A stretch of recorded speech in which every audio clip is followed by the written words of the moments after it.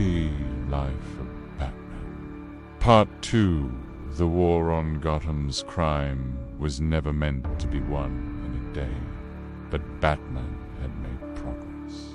The city had changed. Criminals feared the night. The police respected liberty. And Bruce, when though still tormented, had built something close to a legacy. But peace never lasts in Gotham. Pry from the shadows, a new enemy emerged. Not just another madman in a mask. This was an organization older than Gotham itself, the League of Shadows, a secret order of assassins dedicated to balance through destruction. And at its head, Ra's al Ghul Immortal, brilliant and terrifying. Ares saw Gotham as a plague to be burned. He saw Batman as both a threat and a worthy heir. He offered Bruce's power, purpose, and immortality. But Bruce refused. He had drawn a line. He would not rule through fear. He would not become a tyrant.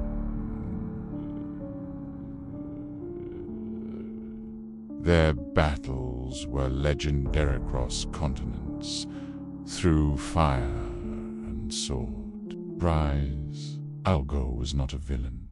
Batman could simply outfight. He was a philosopher of death, and worse, he knew Bruce's secret.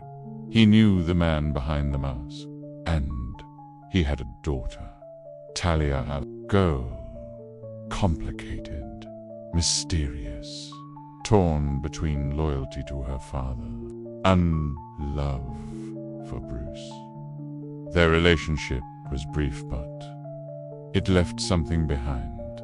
A son, Damian Wayne, raised by assassins, born to fight. And when he came to Gotham, he brought his blade and his pride. Bruce had never wanted to be a father, but he tried. Damian became the new Robin Hood, one unlike any before him. Reckless, arrogant, deadly, and yet somewhere beneath the fury was a child who just wanted to belong. But fatherhood didn't soften the war. As Batman's legend grew, so did his enemies. Bane arrived next, not a monster, but a strategist. Bane studied Batman, his tactics, his mind. Prise patis, then broke him. Literally, in a brutal battle beneath the streets of Gotham, Bane shattered Batman's spine. Gotham fell into chaos. Bruce was gone, but legends don't stay down. Broken and exiled, Bruce trained in silence, recovered in shadows, and returned stronger, wiser, more human than ever. He reclaimed the mantle and reminded Gotham. The Batman never quits. Still, questions loomed. Was he building something? Only reacting to chaos. So he tried to build. The Bat family grew. Dick Grayson became Nightwing, protecting Bloodhaven. Jason Todd, the second Robin, was lost. Murdered by the Joker. But death isn't always the end in Gotham.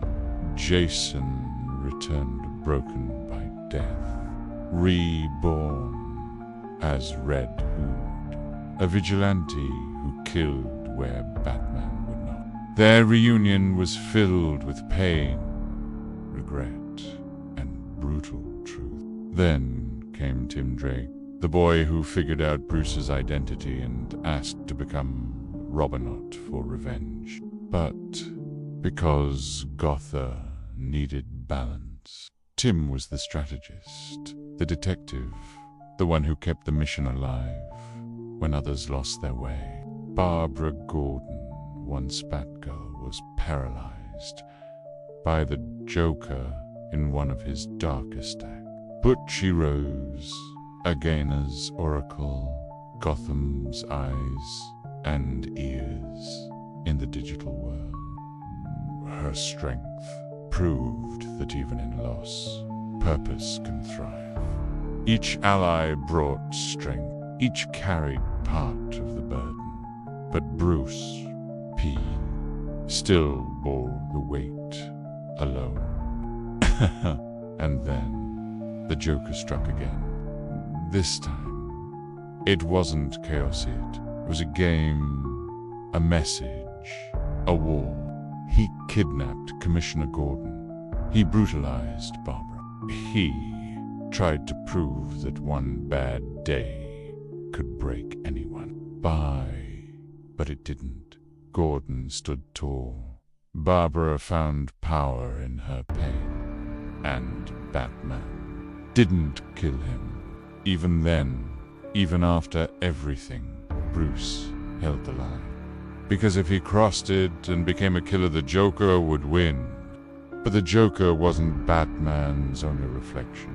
Hush.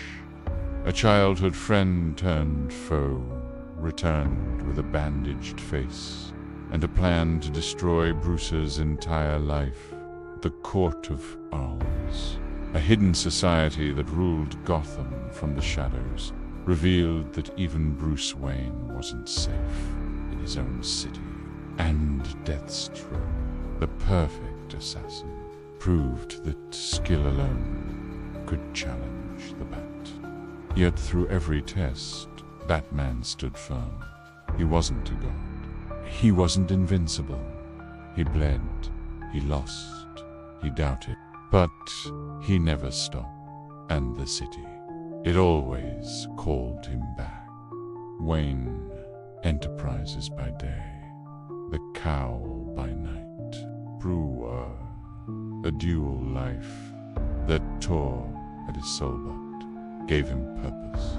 Bruce Wayne was a billionaire, a genius, a detective, a warrior, a symbol, but most of all, he was a man who turned his greatest pain into the world's greatest protection.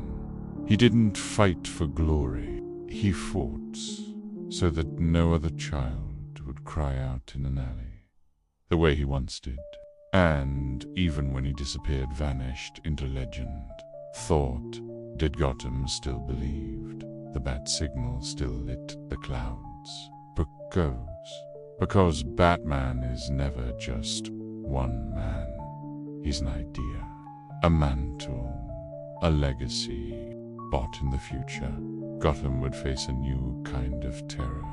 One born from the past, powered by technology and shaped by fear. The age of Batman Beyond was just beginning. To be, continue in Part 3.